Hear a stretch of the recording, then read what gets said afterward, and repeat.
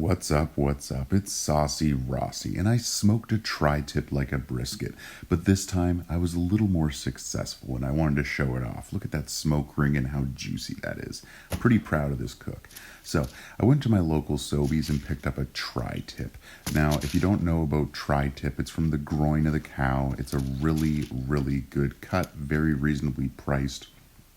Normally you can cook it just like a steak. You can do like a reverse sear or something on it, but it also has the ability to be smoked like a brisket. And it only takes about a third of the time. It tastes just as good. So I highly recommend you try it out if you're, a home cook such as myself, because it's really easy and really straightforward. So make sure you like and subscribe if you're into this kind of content, and come on along for the ride. So as you can see here, I dried off my tri-tip, just patted it dry with some paper towel, hit it with a mustard binder, then went on with some SPG, that's salt, pepper, garlic, and this is a homemade blend that I personally made.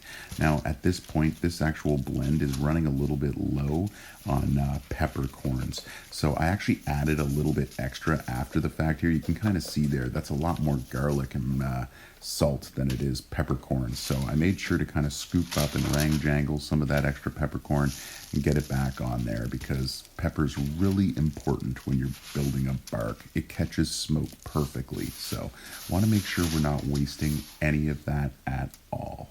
And as you can see here, we've got this tri-tip nice and seasoned up and ready for the offset smoker. So I'm going to go ahead and get my offset smoker rolling at about 225 for right now. The first couple hours of this cook are going to be nice and low, and then towards the end I'll push it up towards 275 and go a little bit hotter, but it's still going to be in that low and slow range. So get your pit running. I got mine using oak wood today, and again, it's running at 225 degrees. Now, when you're smoking a brisket or a tri-tip with this method, it's always good to go a little bit lower at the beginning so it can catch a little bit more of that smoke flavor and smoke ring. Now, this is a very straightforward cook. You just watch it, spritz it with apple cider vinegar, apple juice, or even water every now and then, just to keep things moist, but it's really not that technical. We're going to go in with our meat thermometer and check it. I'm looking for 165. Now, when I read this was only around 145, so I had to wait one more hour.